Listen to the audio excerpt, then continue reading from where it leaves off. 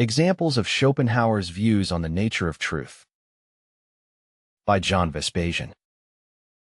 Can I provide historical examples of Schopenhauer's views on the nature of truth? Certainly. The examples are not perfect, but drive the point home. They show that Arthur Schopenhauer, 1788 to 1860, gave us valuable insights on human behavior. Before presenting the examples after Schopenhauer's time, I want to mention Michel de Montaigne, 1533 to 1592. A French philosopher, as a worthy predecessor of Schopenhauer. Like Schopenhauer, Montaigne remained outside academic circles, but wrote essays on the nature of truth.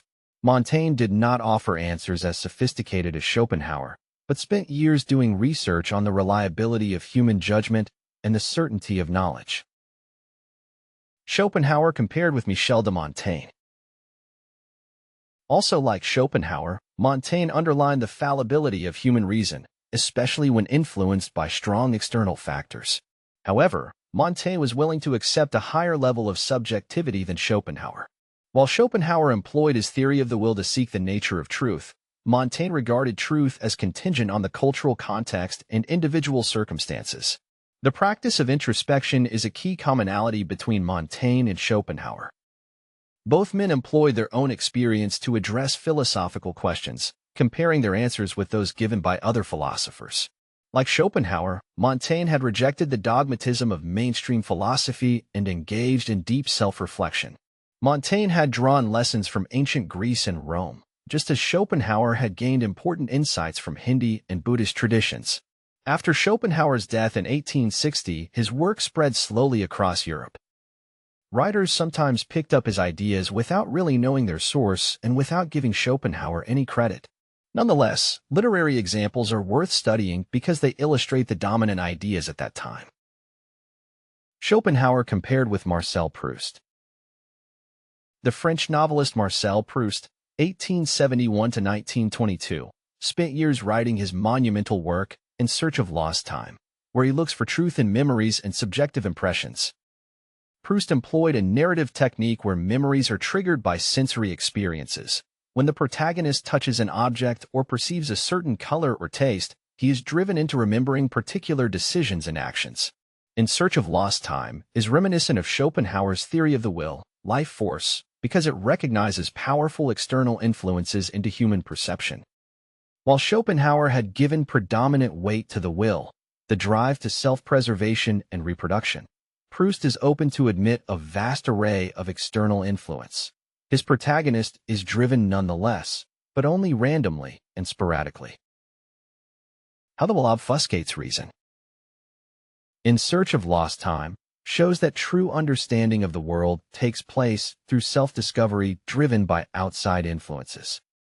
Like individuals confronted with the irrational will defined by Schopenhauer, Proust depicts a hero driven by outer factors.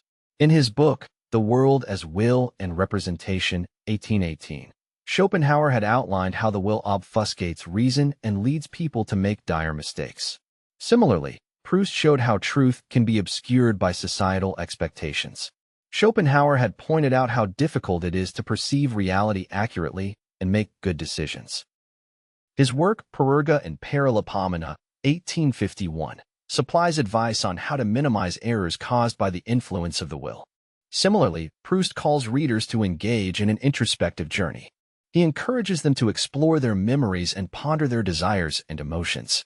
Although Proust doesn't go into philosophical arguments, his works mirror Schopenhauer's views on the nature of reality. Schopenhauer compared with Ralph Waldo Emerson. Another fellow traveler was Ralph Waldo Emerson, 1803 to 1882. In his essay Nature, he considered nature a source of spiritual insights and a pathway to the divine. Emerson called readers to seek truth by connecting with the natural world. Schopenhauer had postulated that the will, life force, is to blame for many dire mistakes because it pushes people to take action to achieve short-term satisfaction without thinking about the costs. Similarly, Emerson considered that an oversoul, universal spirit, is connecting and driving all living entities. He advised readers to align themselves with the collective consciousness. I consider the oversoul similar to the theory of the will. Just as Schopenhauer had recommended self-discipline, The books by Emerson advise self-reliance. He told readers to trust their intuition as a source of truth, even if it contradicts societal norms and traditions. In his essay, Self-Reliance, Emerson underlines the value of nonconformity to pursue truth. His recommendations aren't far from Schopenhauer's wisdom, especially in the last decades of his life.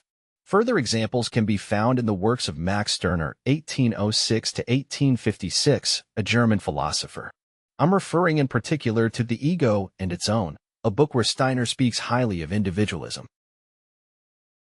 If you're interested in the practical application of rational ideas here and now, I recommend you my book, Against All Odds: How to Achieve Great Victories in Desperate Times.